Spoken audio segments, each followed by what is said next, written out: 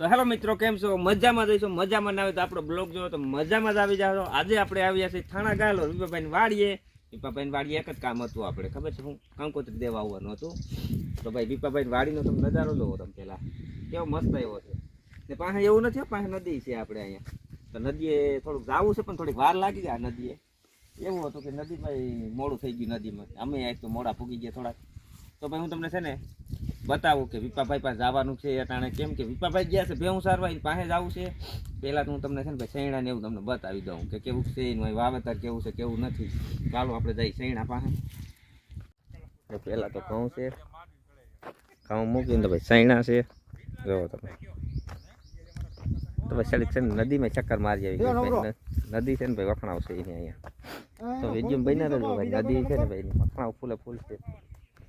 પેલા છે નદીએ ચક્કર મારીએ, હું કે હું નથી. જો તમે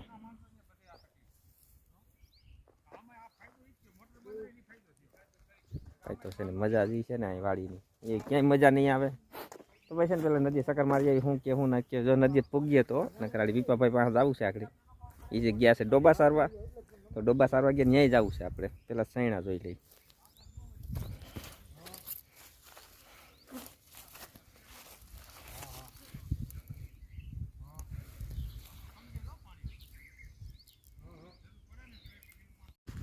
તો ભાઈ આપણે છે ને નદીએ પછી જવાનું થયું.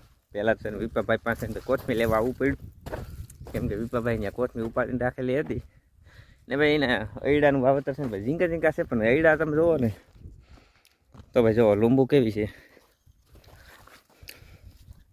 તો કન્ટિન્યુ ભાઈ ખેતરમાં પુગાડ્યા હતા એને નહીં આવે રહી આપણી પાસે. તો એની આરે થોડીક આપણે વાતું કરી લઈ, રામ રામ કરી લઈ. એની આરે કીધું ના ફૂટકાર નથી ને એ શું કરે ખબર આવ્યા છે ભેંસું સારવા. તો ભાઈ અયડાનું વાવેતરમાં એવું હોય કે ભાઈ અટાણે તો મજા આવે. પછી ઉનાળામાં લણવાના હોય ને ભાઈ ઓહેડોન કરવાનું, તો એ થોડો કંટાળો આવે આપણે. આમાં કંટાળો આવે એટલે ફૂલે ફૂલ આવે આખો આપણે.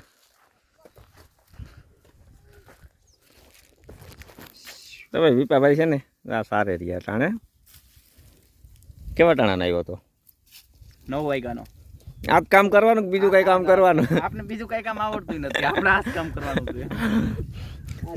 એટલા ડૂબા રાખ્યા છે, વધારે નથી. કેટલા એટલા બધા છે? હા એટલા. સાલી અહીંયા છે અને શિયાળોલ બાજુ છે. 44 છે બધા. એટલા ગણાય આપણે. એટલા ગણાય આપણે. 10 મારી પાસે ને સાલી તારી પાસે. ખટારો ભરીને વયા જાય હાલ ક્યાંક આપણે સારવા. પોર વઈ જવું છે ક્યાંક બહાર. ક્યાં જવું બહાર? ક્યાંક સારવા હાટું વઈ જવું છે. તારે ત્યાં સારવાનું છે, શું મૂંઝાવાનું છે? મારે તો મબલક છે સારવાનું. ઉનાળામાં નું હાલે ને? ઉનાળામાં ના હાલે. કેટલી દોવા કેટલી દે? અડધી એમાં દોવા દે. અડધી સાલીમાં 20 દોવા દે. 20 દોવા દે અને 20 ઉભા દે. 20 ઉભા દે. એટલે તું એને ઉભા દેશો કે ઈ તને ઉભા દે? હે હા, તું એને ઉભા દેશો? ઉભા દો ઈ મને ઉભા દે. તારે એને ખેતરમાં ઊભી રાખવાની ને ઈ તું એને કિલ્લે ઊભી રાખ. ઈ બરોબર. લે હું એને ઉભા દઉં ને ઈ મને સાણ દે. સાણ દે ઈ બરોબર છે. સારું લ્યો, સાણ દેતા હોય તો. તો ભાઈ એની પાસે આપણે ઉપાડી આવ્યા છીએ કોથમી વિપાભાઈ પાસેથી. હવે છે ને ભાઈ ભજીયાનો પ્રોગ્રામ શરૂઆત કરવાની છે. કેમ કે આપણે અહીંયા ભજીયા ખવડાવવાના છે આજ. ભજીયા ખાઈને પછી નદીએ જવાનો પ્રોગ્રામ ગોઠવો, પણ નાવા જવાનું ગોઠવો વિપાભાઈએ. એ કે નાવા જવું છે. તો ભાઈ નદી છે ને ભાઈ, જો અહીંથી આપણે ખેતર વટી જાય ને નદી છે. તો તમે નવા હો તો ચેનલને સબસ્ક્રાઈબ અને લાઈક કરવાનું ભૂલતા નહીં. અને ફેસબુકમાં નવા આવ્યા હો તો પેજને ફોલો કરવાનું ભૂલતા નહીં. કેમ કે આપણે એમાં પેજે બનાવી ગયેલો છે ને ભાઈ. લાઈક કરવાનું તો ભૂલતા જ નહીં હો ભાઈ. ને ભાઈ બોર છે ને ભાઈ, અહીંયા કરતાં બોર બહુ થાય. આપણે બોર જ નથી કરતા. જુઓ દાદા બોર જુઓ. તો પાયકા હોય કે ના પાયકા હોય ખબર નથી. પાયકા તો છે હો ભાઈ. ભાઈ આગળનું રહેતું નથી હરખું.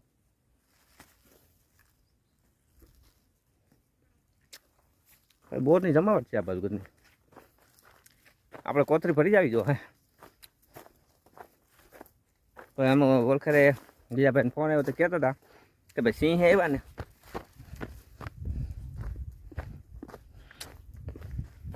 તો ભાઈ છે ને ભાઈ ચાલો પૂગી જાય પછી કંઈક તો ગોઠવીએ. તો ભાઈ આપણે છે ને કોથમીર લઈને આવતા રહ્યા તો અહીંયા તો કામ બીજું હાલતું હતું આવું અલગ પ્રકારનું કામ કરે રહ્યા જો તમે જો ભાઈ તો છે ને આ શું લહણ છે કે આ લહણ છે ને તો ભાઈ આ લહણ છે લીલું લહણ જુઓ મરચાં છે ને આ લહણ આવડું બધું પૂરો છે ને ભાઈ આ તો વાડીએ છે ને ભાઈ મજા આવે તો તાજે તાજું હોય ને એટલે ખાવાની આપણે થોડીક મજા આવી જાય ને ભજીયાના કારીગરે આપણે આજ ભેગા લઈ આવ્યા છે હા અમદાવાદના કારીગરને ભેગા લઈ આવ્યા છે સમજી ગયા ખાવાની મજા આવી છે જોરદાર આપને હા જેતપુરમાં અમદાવાદના કારીગરો જેતપુરમાં છે આજ ભાઈ તો અમદાવાદી છે ને સ્પેશિયલ પાર્ટી પ્લોટમાં ભજીયા બનાવવા જાય સ્પેશિયલ રહોડા રાખે છે અમારા પક્કાભાઈ કેટલા માણસ રહોડું એટલે ભજીયાનું અંદાજે કેટલા 1000-1500 થઈ જતું છે ભાઈ તો 2000 માણસ રહોડું કરતો હોય ભજીયાનું સ્પેશિયલ ભજીયા બનાવવા જતા હોય એની કિંમત કેટલી છે તમને ખબર છે 8000 રૂપિયા લે એક જણાનો 8000 રૂપિયા હોય છે કેટલા લ્યો ડીશની શું હોય ભાઈ તો ડીશના 35-40 રૂપિયા ખાલી ભજીયા બનાવવાના લે છે તો ભજીયા કેટલી જાતના હોય ભાઈ તો ભજીયા ભાઈ 4 જાતના હોય તો ભાઈ એટલા તો પૈસા હોવા જોઈએ ને 4 જાતના ભજીયા તો એક ભજીયાને 10 રૂપિયા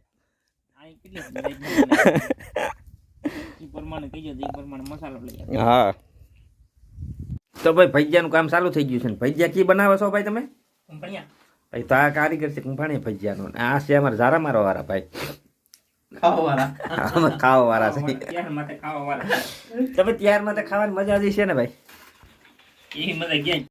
તો ત્યાર માટે ખાવાની મજા આવે ને એ ક્યાંય મજા ના આવે તો આ ભજીયું છે આવું ભજીયું બનાવ નાખી મેથી એમાં આપણે 100 ગ્રામ લીધા હોય ને તો ખાલી 5 ભજીયા આવે મેથીના કેટલા આવે 5 જ આવે ને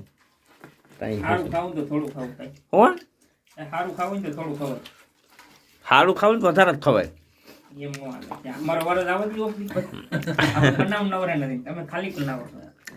એમ હાલતા આવી છે દૂધ ના પતે ને અમારે નથી ખાવા ગોટા થાય જવું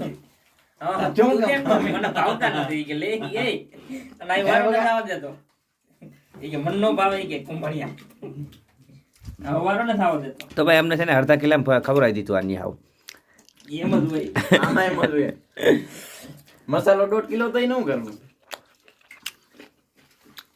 કરવું મેં છે ને ટોપિયું ભર્યું હતી આને કહેવામાં આવે કુંભણિયા આ કુંભણી ગામ છે ને કેવું ગામ છે ત્યાંના ફેમસ છે કુંભણી ગામ છે ને ત્યાંના ફેમસ ભજીયા વાપરે આ ભજીયા ઉપર ગામનું નામ પડી ગયું છે તો ભાઈ બ્લોગ મોટો થઈ જવાનો છે હજી આપણે જવું છે ડુંગળી માટો મારો તી પાછો અલગથી બ્લોગ આવવો જોઈએ